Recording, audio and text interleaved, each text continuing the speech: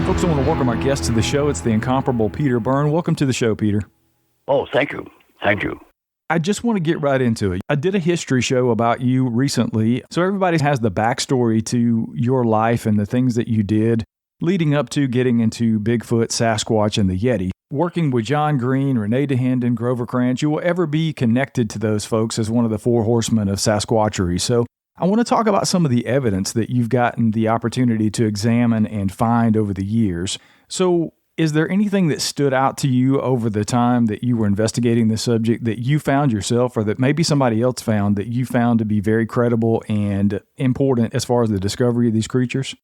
Now, do you want to talk about the Yeti or Bigfoot? Let's talk a little bit about the Yeti skull that you got the opportunity to examine and what you thought about that and what do you think about that validity, and then let's move into some of the Sasquatch evidence. All right. I was a tea planter in North India for 5 years, and every year we had a month off. When I had that month off, I would go into the Himalaya and look for the Yeti. And these were what you might call very small expeditions. They consisted of myself and a cook and a couple of porters. And we hiked a few miles each time, talking with villagers.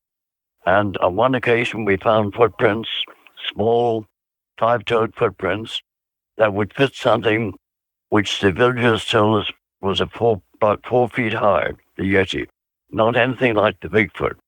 And I did 3 of those expeditions, and then I was contacted by Tom Slick, the Texas oil man, who wanted me to come to the States and look for Bigfoot. So I was retiring from my tea company, and at that time, so I came over to the States and went down to Texas and sat down with Tom Slick, and we looked at maps of the Pacific Northwest. And at first I was skeptical. A large, hairy primate in the Pacific Northwest. I was very skeptical. Then I looked at the maps of the Pacific Northwest, and it's twice the size of the Himalaya. Twice the size or more, millions of acres up here, as you probably know. So we got into, Tom and I, a 3-year project into the Bigfoot, which came to an end when Tom died in an air crash, very sadly, October 1962. So I ran one big project for Tom Slick, based in Northern California. And then years later, after Tom had passed away, I was approached by a very wealthy man in Peoria. His name was Dave Ransberg. He has passed away. And we set up another project. This one was for 5 years.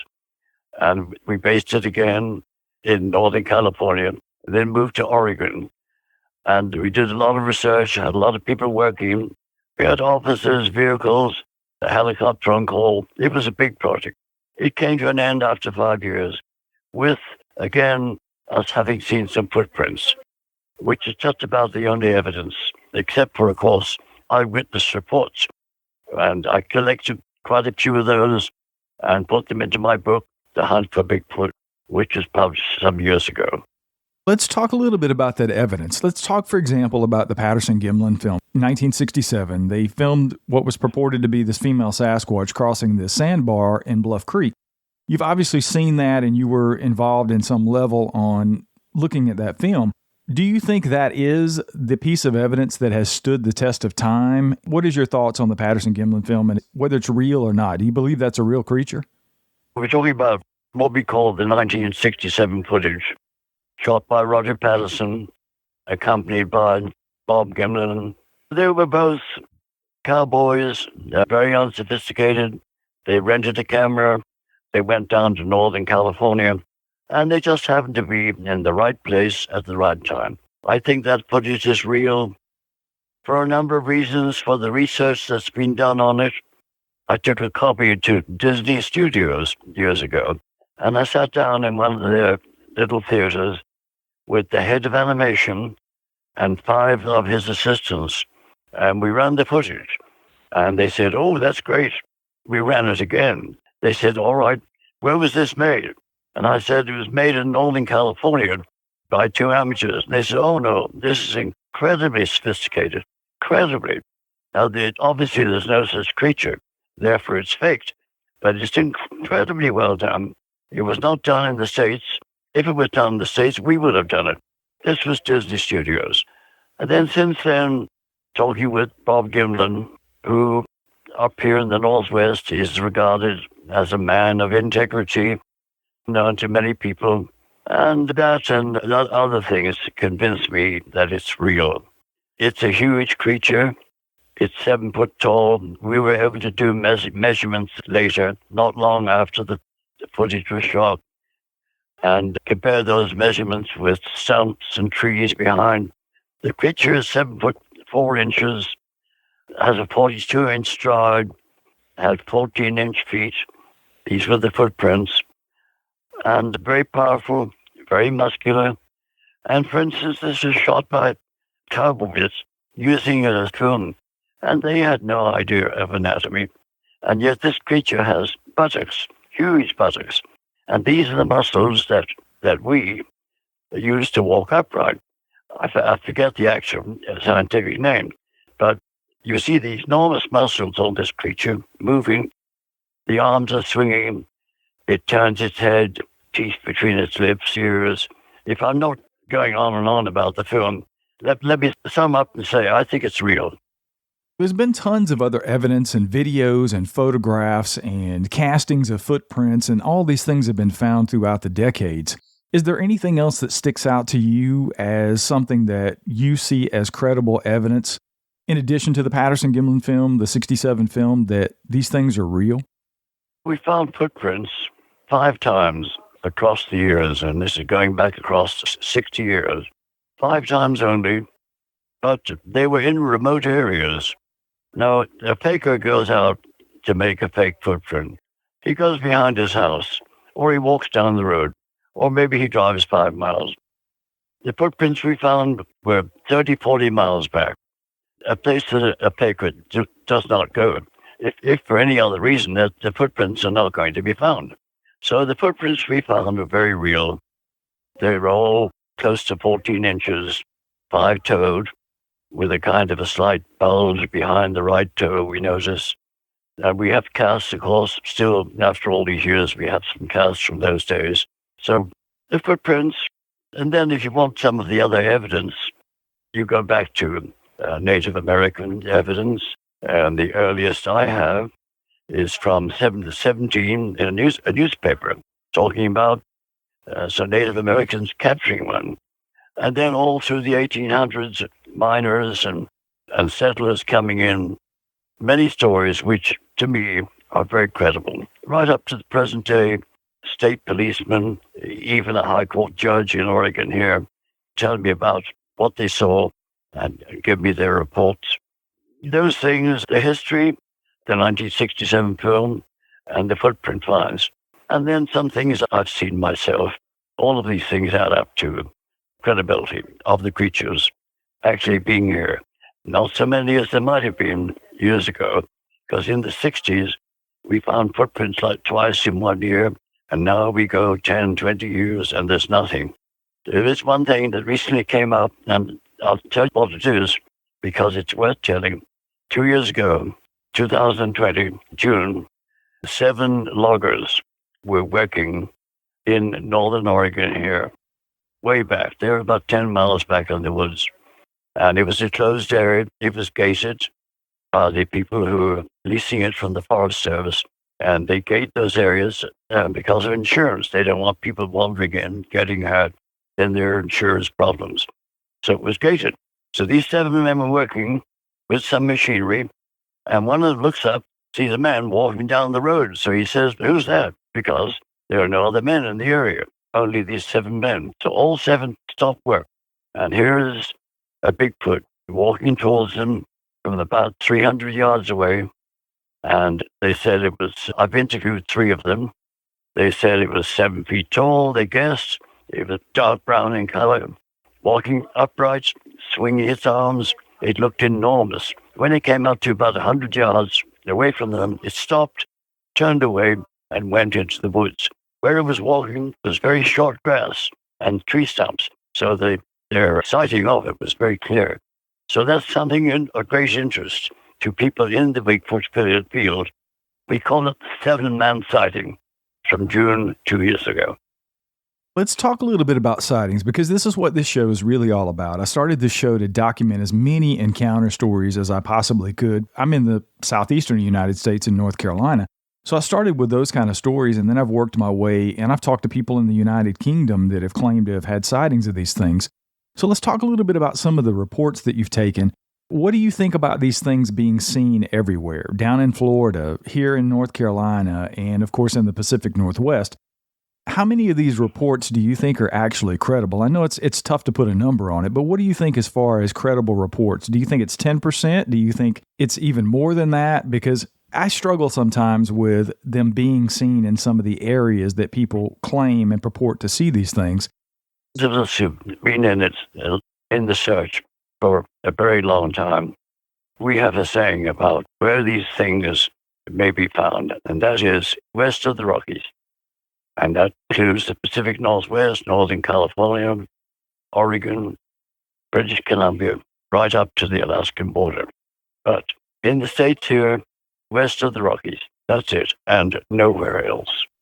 That's interesting, but I hear, and I've even experienced things here in North Carolina that I can't explain, but I haven't seen anything. When you get those reports from what appear to be credible people, it's hard to separate the wheat from the chaff because these people are very sincere when they're telling their stories.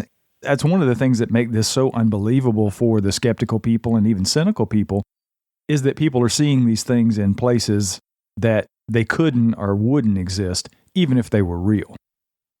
People see things when they're driving. They see a shape, perhaps they see shadows. If they're into the Bigfoot mystery, if they have an interest or read the books, they misinterpret what they see. And very honestly, there'd be no reason for me to say, oh, there's none in North Carolina, there's none in Texas, other than our studies. And my studies go back 60 years now. I've written 2 books, one fairly recently. First one was called The Search for Bigfoot, and then I upgraded it to The Hunt for Bigfoot, which I published a couple of years ago. In these studies, interviews with people, what we come down to, and once again, if I'm not repeating myself, is west of the Rockies. You've been doing this, and you've clearly been in this for over 6 decades now. I guess Yes. It comes down to, I've had conversations with people like Dr. Jeff Meldrum when he was on the show, and I asked him about population and what he thought the population could possibly be in the northern United States, to include Canada and the Pacific Northwest. What do you think is a ballpark as far as what kind of numbers we're talking with these things currently as it is today in 2022? Nobody knows. I've gone over this before with other people. Nobody knows. 1 left or 1,000. Nobody knows. And no way of knowing. We might capture one day and teach it English, and it could talk, and ask it, okay, how many of you are there? No, I'm getting rather glib there. But the answer there, I've heard people say 3,462. Nobody knows how many. I will say one thing, that there are less and less reports across the years. And because of that, I think these things might be diminishing, like the Yeti. Going back to the Yeti for a moment, I think the Yeti is extinct. And the reason for that is we're going into something like 45, 50 years now, and there's not been a single footprint or a single sighting of the Yeti. Just like when I was in the Himalaya, in the country of Nepal, across the years I was there, 2 animals disappeared, completely disappeared. One was a small leopard called the clouded leopard, and they're gone, completely gone. Our Bigfoot could be diminishing in numbers. And then if I'm not repeating myself as to actual numbers, nobody knows. The question is always hanging in the air for me, and I ask this of people on my show often, so I'll ask it of you. Why do you think it is, after all these years, and you in the search for yourself for 60 plus years now, why is it that you think we don't have definitive proof that these things actually exist? Why haven't we been able to find them? Because the science demands a body on the table, and that's the answer. Stories of sightings, stories of sounds, roars and screams and yells, stories of footprint finds, some of them not credible. They're no good. And the best photographs that you can reproduce in color, you know what can be done with computers, I'm sure. When it comes down to it, and I've worked with several scientists, and what they demand is physical evidence, a body on the table, if you like to say, and no physical evidence has ever been found. No hairs have ever been found. No bones, no tissues, no bodies, nothing has ever been found. People say they have this, they have that, but they don't. So there isn't there. The physical evidence is what is demanded by scientists, and they don't have it. And until they get it, Bigfoot is what? A myth, a joke, fun. I definitely want to be respectful of your time. And as we close out, I just want to give you the last word. You've been doing this for so long, and you've been in this search for the majority of your life. What do you want to leave the audience with as far as thoughts on Bigfoot, the evidence, the search, anything you've experienced? What is the last word for you on solving this enigma that we're all trying to solve as far as Sasquatch is concerned? What we hope, all of us, as we move along in years, is that a body will be found, one that is died of natural causes, not one that's been shot. And if a body is found, then the scientists will suddenly change their minds, and huge institutions like the Smithsonian may start putting people into the field. So what we hope for is that the best thing that we can think of to prove the thing is a body that is died of natural causes. In this age of computer databases, space travel, and diminishing frontiers, many find it hard to believe that some things may exist without humans knowing about them. But some believe in the unknown and seek it out, no matter what the consequences. Tonight, we look at a Northwest legend that goes back farther than just about any other. Northwest Report's associate producer Sven Harhoff found out that even some people with academic credentials have become Bigfoot believers. Legends of Bigfoot have been around the Northwest more than 100 years.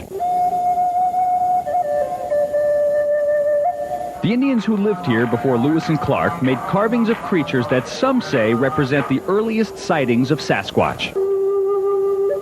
And we have one very exciting sighting from this year. It might walk over one of these open fields here. Modern-day investigators want to find a Bigfoot for varied reasons. I have not seen one, at least not to my knowledge. I've heard one, at least I'm pretty sure that's what it was. And once I smelled what was probably a Sasquatch. Washington State University anthropology professor Grover Krantz has been recognized as an authority on evidence of Bigfoot. But he knows the academic world needs more than footprints and film. They need proof, they need tangible evidence, a skull on the table.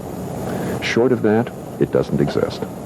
And that's absolute. Krantz tells Northwest Reports he sees a clear way to prove Bigfoot's existence. Go out and shoot one. I think that's wrong. I think it's very wrong. In fact, I think it's criminal, just about. Peter Byrne, a big game hunter turned naturalist, looks for Bigfoot with little more than a camera. He says his research project is a benign operation. I think it's very wrong to say shoot one to prove that it's there. And we're very much against that. Byrne runs what he calls the Bigfoot Research Project out of a house in Parkdale, Oregon, on the road to Mount Hood. We're fairly satisfied that the things are there.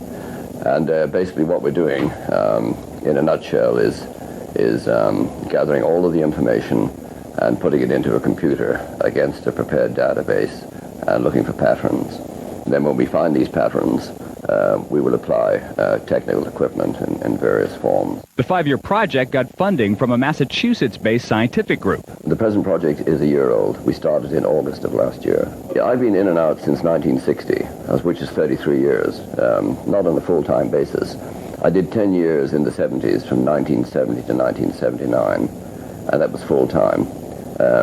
But since then, I've been in and out of it, giving it what time I can in the search. In the 50s, Byrne joined organized searches for Yeti, or the abominable snowman, in Asia's Himalaya mountains. The sponsors of those expeditions asked Byrne if he would help find a similar creature in the United States. And I have to admit I laughed at the time. I thought it was very amusing that something like this, like an abominable snowman, could exist in the United States. So So I came over in 1960 and spent a year and got bitten by the bug, if you like.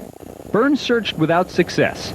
After a year, he left the country, but returned shortly thereafter to make Oregon the headquarters for his Bigfoot search. Well, tell me about this bug. What is it that that fuels the fire that leads to all these projects? I think it's the challenge in this particular respect of the unknown.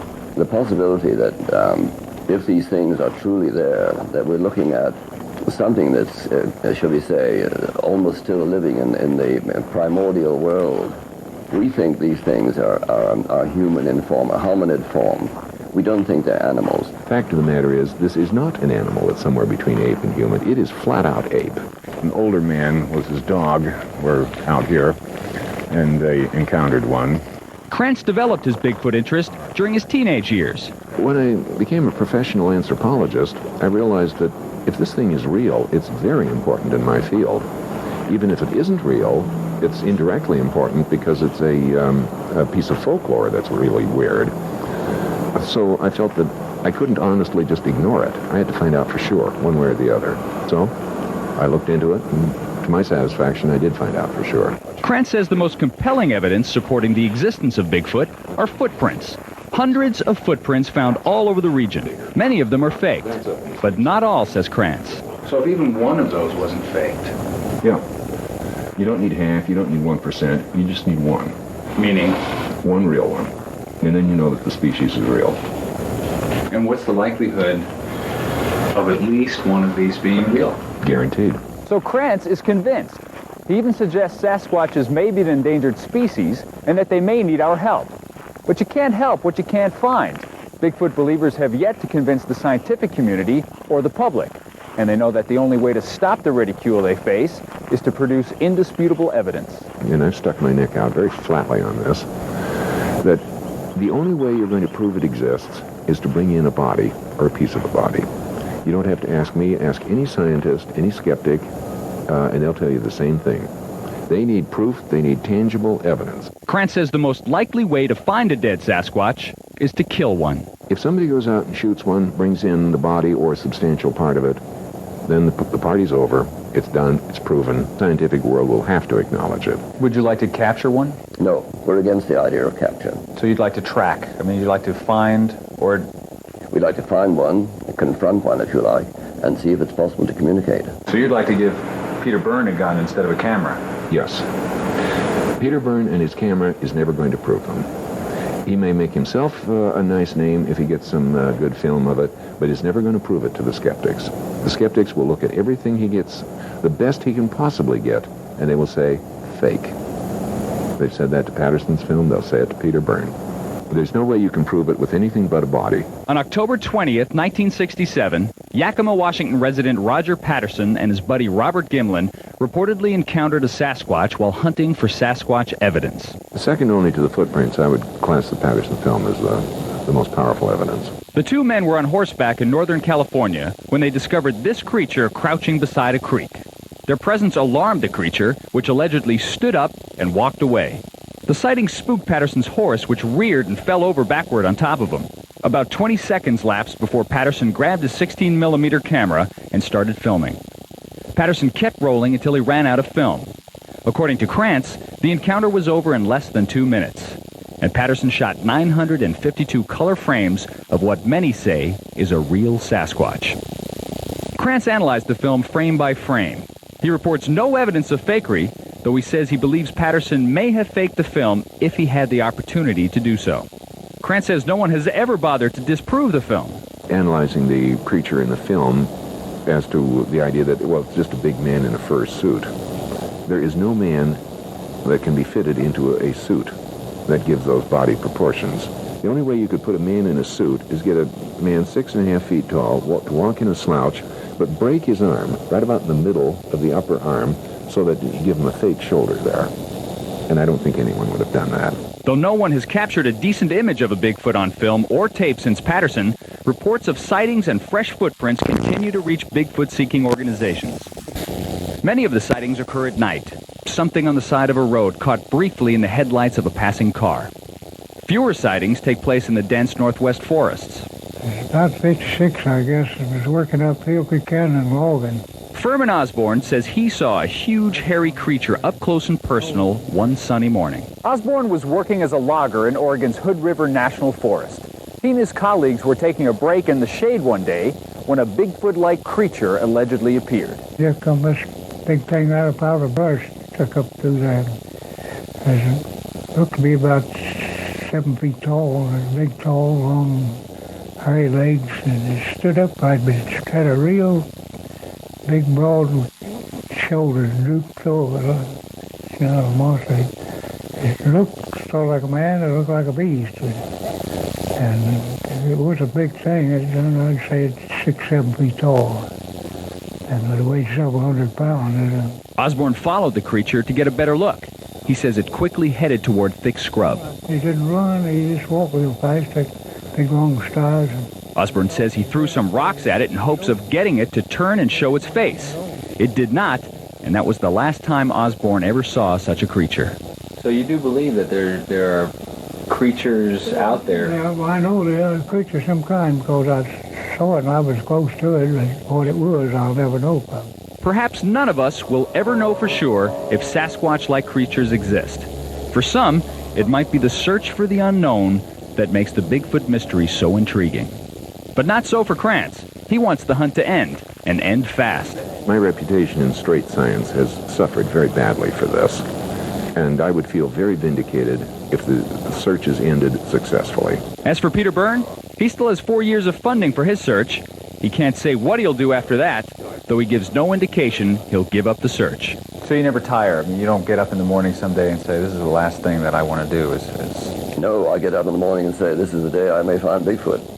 I really appreciate your time. I know your time is valuable, and I can't thank you enough for coming on the show and sharing your knowledge and experience. It's been a blast talking to you. I really appreciate you coming on. All right. My pleasure. Glad to help.